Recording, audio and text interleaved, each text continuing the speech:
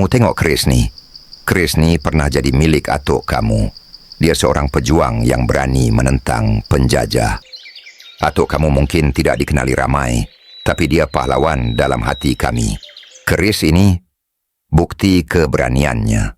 Dan tugas kita sekarang ialah memastikan kisah ini tidak dilupakan. Atuk kita buat apa? Dia askar ke, Abah? Bukan askar dalam pakaian seragam yang seperti kamu lihat tu, tapi pahlawan rakyat. Mari Abah cerita. Kamu jangan tidur pula, Abah nak cerita ni. Waktu tu tahun 1938, hampir 90 tahun yang lalu, umur atuk kamu baru 38 tahun.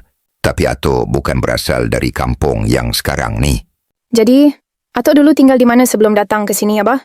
Atuk berasal dari tanah seberang, di sebuah kampung di Martapura, dekat Banjarbaru, Banjarmasin, Kalimantan, Indonesia. Atuk ke Tanah Melayu dengan menaiki sampan, belayar di samudera luas, Laut Cina Selatan.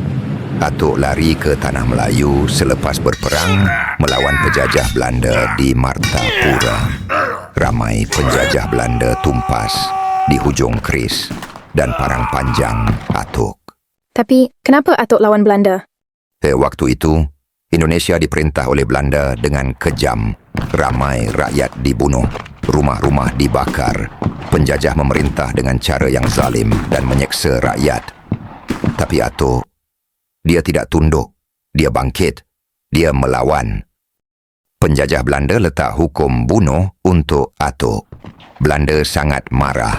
Berpuluh tentera dikerah untuk menangkap atuk. Rumah dikepung. Segenap inci tanah Martapura diperiksa oleh penjajah mencari atuk. Ketika itu atuk sudah melarikan diri di waktu malam bersama nenek kamu dan belayar keluar dari Martapura. Istriku, kita harus pindah. Tempat ini sudah tidak selamat untuk kita. Kita harus pergi ke Tanah Melayu. Kamu harus diselamatkan.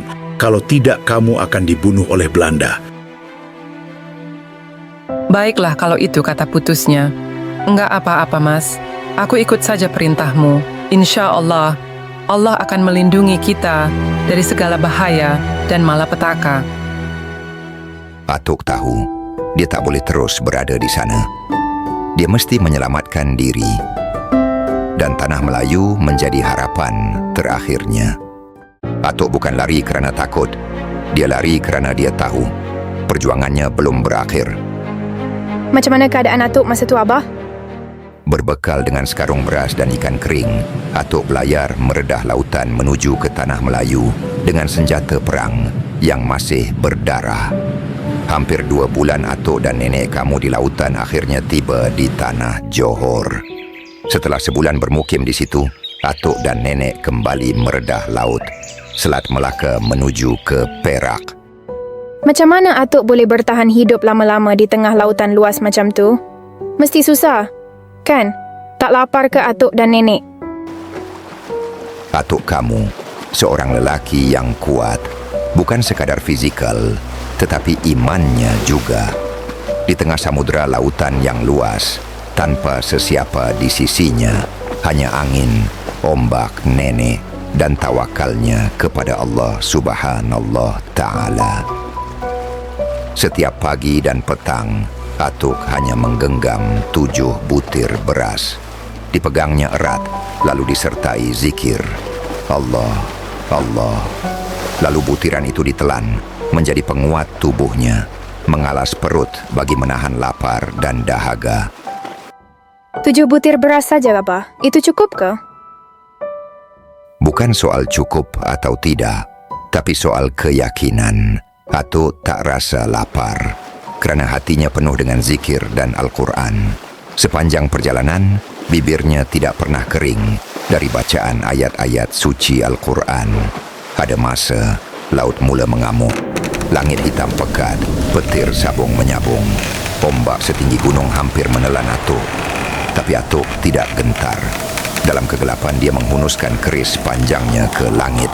Dan dengan suara yang menggoncang lautan, dia bertakbir dan menjerit, Allahu Akbar, Allahu Akbar, Allahu Akbar.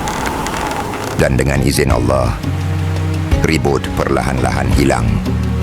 Laut kembali tenang. Atuk dan nenek terselamat. Kesiannya Atuk, kenapa? Dan akhirnya, Atuk sampai ke Tanah Melayu. Tanah yang bakal menjadi tempat dia membina hidup baru. Tanah Jawi. Tanah bangsa Melayu.